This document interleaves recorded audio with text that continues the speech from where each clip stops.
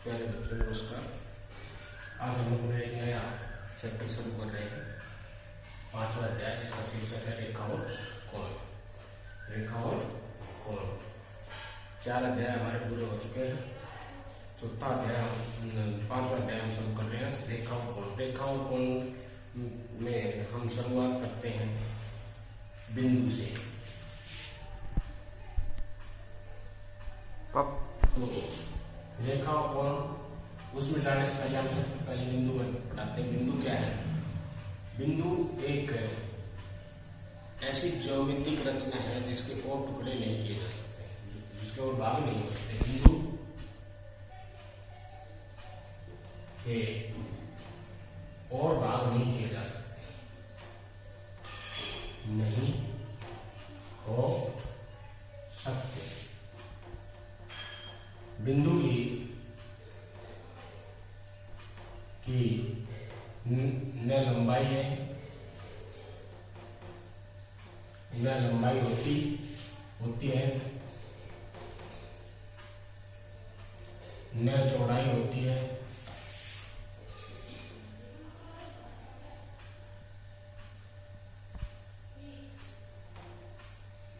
और न ही मोटाई होती है। यानी कि ऐसी रचना है जिसकी न लंबाई है, न चौड़ाई है, न मोटाई है, न इसके और भाग हो सकते हैं। तो बिंदु ज्योमेट्री में सबसे पहली रचना आती है, या सबसे पहले जो कंसेप्ट आता है वो बिंदु आता है। तो ज्योमेट्री है वो बिंदु से शुरू होगी। बिंदु सबसे छोटी इकाई है, या सबसे पहली इकाई है, या सबसे क्या नाम प्रारंभ है ये ज्योमेट्री का, कह सकते हैं। तो बिंदु को के और भाग नहीं हो सकते। बिंदु की न लंबाई होती है, न चौड़ाई होती है, न मोटाई होती है। उसके बाद आती है रेखा। रेखा क्या है? चौड़ाई रहित लंबाई है। क्या है ये? चौड़ाई रहित लंबाई है, यानी कि इसकी कोई चौड़ाई नहीं होती, सिर्फ ये क्या है? लंबाई है। रेखा को हम इस तरह से डिनोट करते हैं, दर्शाते हैं, जिसके दोनों तरफ से तीर के निशान होते हैं, जो इस बात का प्रतीक है कि ये इस तरफ भी जितने चाहे मर्जी बढ़ा लो, और इस तरफ भी जितना चाहे बढ़ा लो। यानी कि इसका ना आरंभ बिंदु होता है, ना अंतिम बिंदु होता है, और इसकी लंबाई है वो अपरिमित होती है, जिसको हम माप नहीं सकते। तो रेखा क्या है? चौड़ाई रहित लंबाई है। इसकी लंबाई अपरिमित होती है। इसके ना आरंभ बिंदु होता है, ना इसका अंतिम बिंदु होता है। इसको हम कोई इसके ऊपर 2 बिंदु ले लेते हैं, ए बी, तो इसको हम डिनोटेट करेंगे, ए बी दर्शाएंगे, A B Rekha. A B के ऊपर इस तरह से अगर हमें रेखा का निशान बनाए तो ए बी रेखा बोली जाएगी। और रेखा को दर्शाने के लिए हम कैपिटल लेटर लेंगे तो 2 लेंगे, 2 लेटर लेंगे, ए बी, या हम इसको कई बार है स्मॉल लेटर से भी, जैसे एल। अगर एक ही हम लेटर से दर्शाएंगे तो वो स्मॉल एल पी क्या वो इस तरह से दर्शाएंगे। तो हम कैपिटल लेटर से दर्शाएंगे तो 2 बिंदु होंगे, स्मॉल से दर्शाएंगे तो एक ही बिंदु होगा। तो इस तरह से ये रेखा है। रेखा के फिर और आगे किरण। किरण क्या है? रेखा का वह भाग है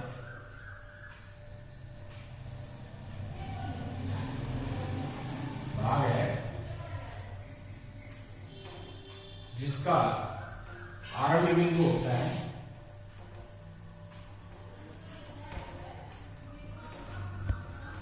है परंतु अंतिम बिंदु नहीं होता। अंतिम बिंदु नहीं होता, यानी कि इसका आरंभ बिंदु तो होता है लेकिन अंतिम बिंदु नहीं होता। रेखा का वह भाग है, इसको हम इस तरह से दर्शाते हैं, ए बी, यानी कि ए से आरंभ हो रही है, बी की तरफ जा रही है, तो ये ए बी किरण होगी। इसको हम अगर दर्शाएंगे तो ये ए बी इस तरह से इसके ऊपर किरण का ये जो इस बात का प्रतीक है कि ए बी किरण है, ए से शुरू हो रही है, बी की तरफ जा रही है। यहां हम ये लिख सकते हैं कि ए बी रेखा बराबर होगी बी ए रेखा, लेकिन यहां क्या ऐसा है? ए बी किरण बराबर होगी बी ए किरण? हो सकती है? नहीं हो सकती। क्यों? क्योंकि इसका आरंभ बिंदु ए है और ये बी की तरफ जा रही है, इसका आरंभ बिंदु बी है, ये ए की तरफ जा रही है, तो इसलिए ये दोनों बराबर नहीं हो सकती, वो बराबर होगी। इसकी लंबाई भी अपरिमित होती है, क्योंकि इसका आरंभ तो पता है लेकिन अंत नहीं पता, तो इसलिए इसकी लंबाई भी अपरिमित होती है। और उसके बाद आता है रेखाखंड। रेखाखंड, रेखाखंड क्या है? ये भी रेखा का भाग है।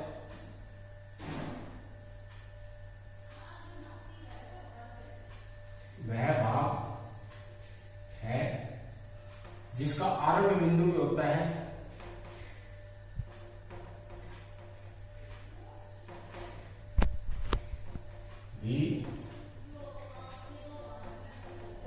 और अंतिम बिंदु भी होता है।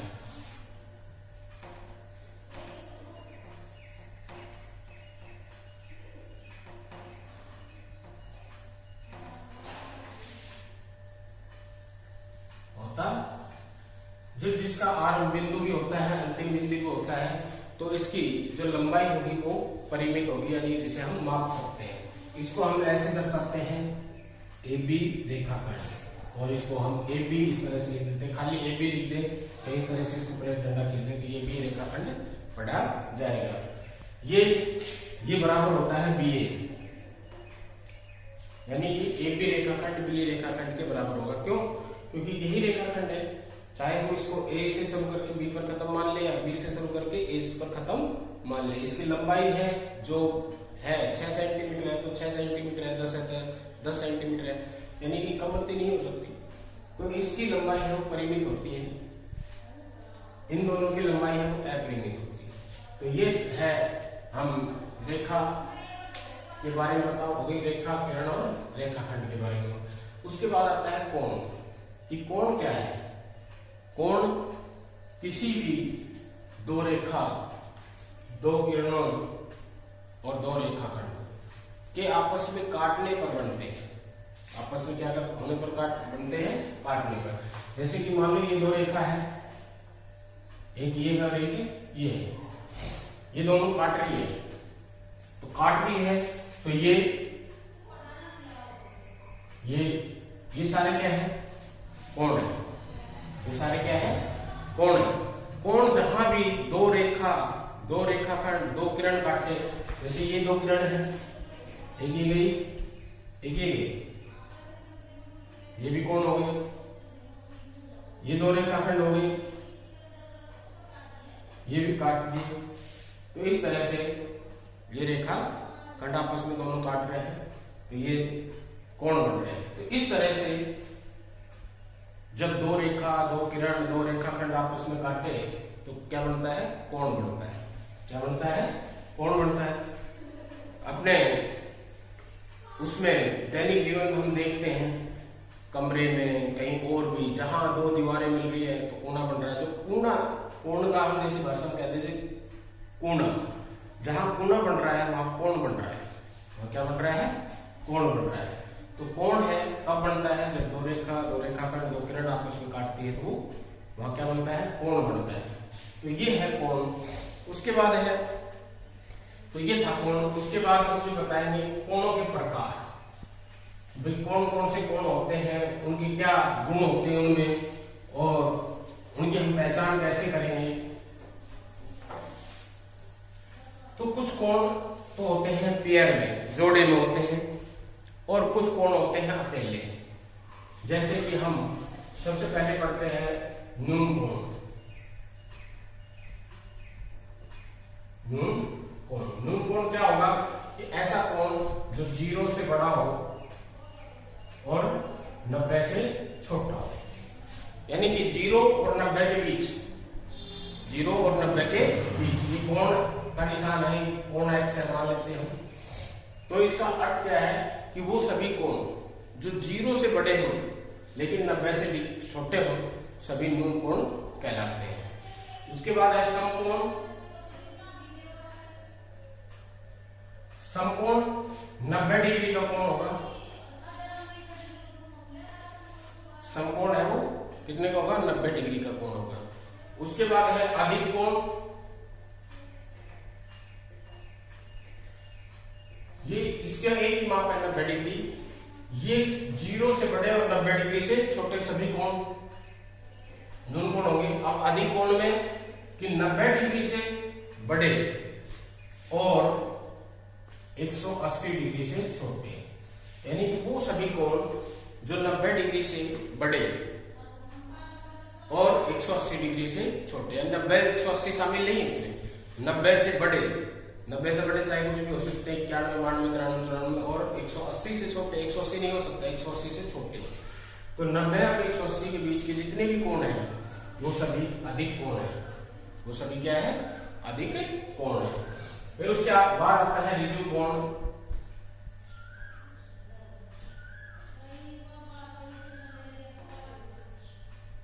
या हम कहते हैं सरल कोण। ऋजु कोण या इसको क्या कहते हैं? सरल कोण भी कह देते हैं कई बार। ऋजु कोण ये 180 डिग्री का कोण होता है। कितना होता है? 180 डिग्री का कोण। ये 90 डिग्री का कोण है, जैसे ये जो न्यून कोण मिलेगा वो 90 डिग्री, ये 90 डिग्री है। इससे छोटे मिलेंगे, इधर झुके हुए होंगे जिस तरफ ये जिसका आरंभ रेखा है, इसकी आरंभ भुजा है, आरंभिक भुजा जो है उसकी तरफ इसका झुकाव होगा। 90 डिग्री का इस तरह से होगा, बिल्कुल दोनों एक दूसरे के ऊपर परपेंडिकुलर। और अधिक कोण ये 90 डिग्री का है तो इसका झुकाव इस तरफ होगा। 90 डिग्री के कोण के बाईं तरफ, इसका 90 डिग्री के दाईं तरफ झुकाव होगा। और सरल कोण है ये बिल्कुल स्ट्रेट लाइन होगी, इसीलिए इसको सरल कोण बोला जाता है। सीधी रेखा होगी ये इस तरह से है। हम एक वृत्त बनाते हैं, कहीं पर भी आपको ये दिखाई दे जाए इस तरह से वृत्त, उसका अर्थ हम ये समझ जाए कि कितने का है? 90 डिग्री का है, समकोण है, उधर सा है। ये 180 डिग्री का कोण हो गया। उसके बाद आता है प्रतिवर्ती कोण।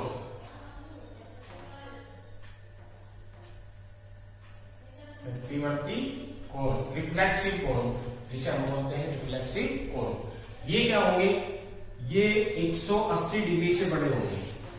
ये होंगे, ये कोण होंगे 180 डिग्री से बड़े और 360 डिग्री से छोटे। 180 से बड़े और 360 डिग्री से छोटे, यानी कि 180 से 360 के बीच के सभी कोण है वो क्या होंगे? प्रतिवर्ती कोण। और इनका झुकाव जो ये स्ट्रेट लाइन है ये 180 डिग्री का है, तो ये 180 डिग्री से ज्यादा का मिलेगा। ये 180 डिग्री का है तो इससे ज्यादा का मिलेगा। ये 180 से ज्यादा का मिलेगा, इस तरफ झुकाव मिलेगा इसका, इस सीधी लाइन से ज्यादा। तो ये है प्रतिवर्ती कोण।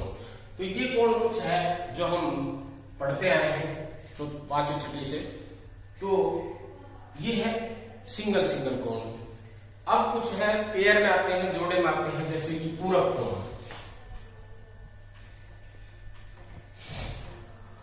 पूरक कोण क्या होंगे? ये पेयर में होंगे ऐसे दो कोण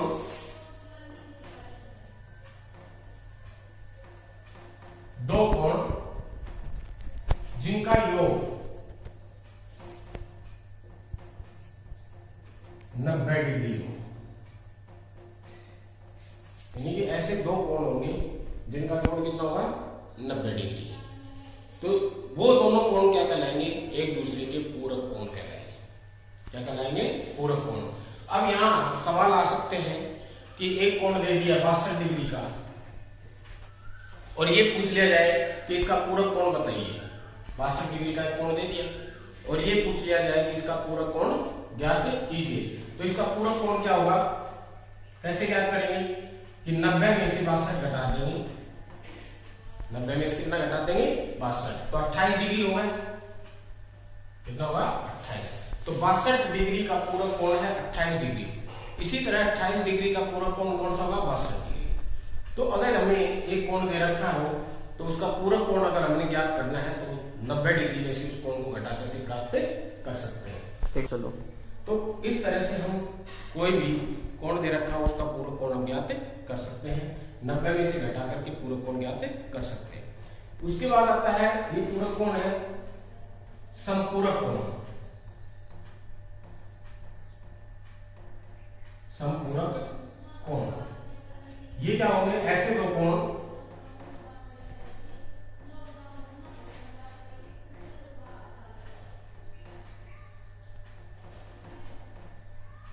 जिसका योग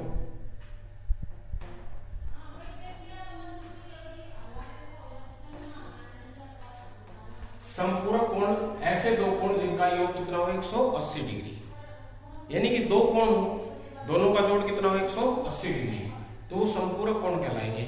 यहां भी हम ये ज्ञात कर सकते हैं कि एक कोण दे रखा है तो उसका समपूरक कोण ज्ञात कर सकते हैं। जैसे कि एक कोण 105 डिग्री का है, उसका समपूरक कोण ज्ञात कीजिए। तो इसका समपूरक कोण कितना होगा?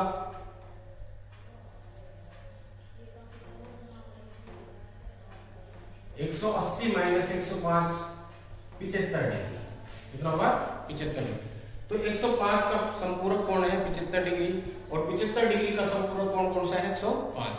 तो इस तरह से हम किसी भी कोण का संपूरक कोण ज्ञात कर सकते हैं। इसी तरह हम किसी भी कोण का पूरक कोण ज्ञात कर सकते हैं। तो पूरक कोण ऐसे दो कोण जिनका जोड़ 90 डिग्री, संपूरक कोण ऐसे दो कोण जिनका जोड़ है वो 180 डिग्री।